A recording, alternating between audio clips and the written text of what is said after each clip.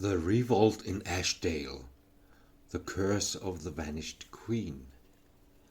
A story by Henrik Hayland, published previously at Vocal Media,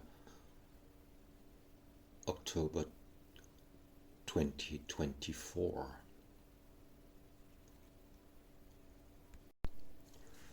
The river ran backward on the day the queen vanished. Word had quickly spread through the entire village. Anna had experienced it herself.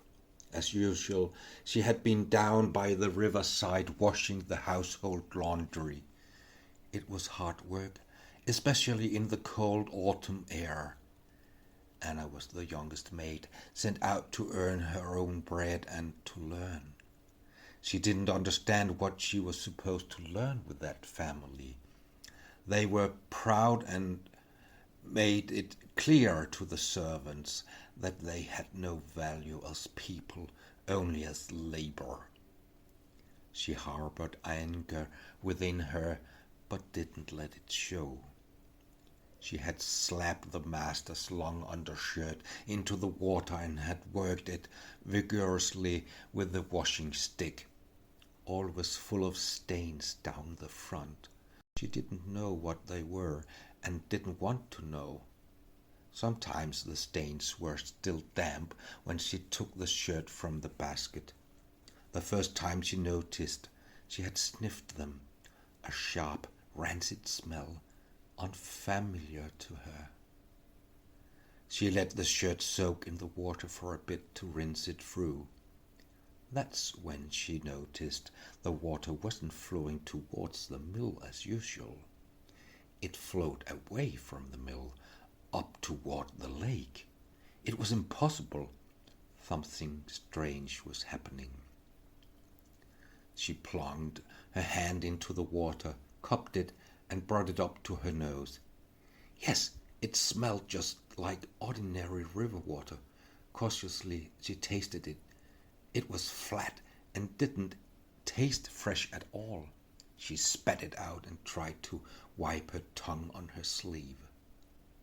The laundry wouldn't smell fresh today.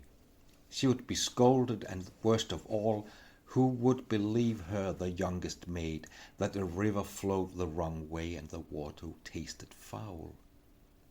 She washed and rinsed as best she could and turned to the house. There she hung the clothes to dry on the line between the pantry and the workshop, hoping the gentle autumn wind could carry away the stale smell. Time would tell. By afternoon they would be dry and she would see. She decided not to mention the incident, but things would not go as planned. She went about her other duties in the house and soon forgot about the backward flowing river. Suddenly there was a commotion in the courtyard. The miller's apprentice, Paul, arrived on his mouldy horse. He jumped off, out of breath. Anna didn't mind the sight of his sweaty shirt half buttoned. He went to the front door and knocked. The door was a broad, heavy oak with large black metal handles, and a little higher up a peephole that was covered with a flap from the inside. From the kitchen cellar window, where she was churning butter, Anna could hear the bar and the door being drawn back. The master opened it and shouted at the boy, asking what he was thinking, knocking on the front door. "Forgive me, sir and master. I was sent by the miller with word that he cannot grind flour today, as, the river's flowing the wrong way. No one in the village has seen the like. All stand by the shore, horrified at the sight." "What in the blazing hell do you mean? Has the miller gone mad, or is he his usual lazy self and just trying to find an excuse?" No, good master, I swear it's true. I had to see with my own eyes that the water is indeed flowing the wrong way." "Go back to the mill and make yourself useful. We don't pay you your wages for idleness. Tell the miller I'm coming." Anna wondered what the master could possibly do about the matter. She would probably have to tell the mistress about how the river had been during the washing. She wanted to be on Paul's side in this. She did her best to churn, but the cream simply wouldn't turn to butter. Maybe, Anna thought, there's a connection. Perhaps the whole valley is bewitched. That must be the explanation. Finally she gave up upon the butter and poured the now sore-smelling, greenish, whey-like liquid out. Anna went up to the parlor and knocked gently on the door. She had to confess. The master flung the door open in front of her. "What do you want?" "I was down by the river washing the clothes, sir, when I noticed the river's flowing, going the wrong way, and the water tasted flat.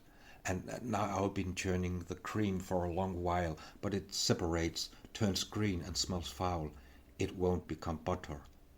I just thought you should know, as I don't know what else to do." Anna had rushed through it all, afraid the master would interrupt her. "What are you talking about?" asked the mistress, who had arrived.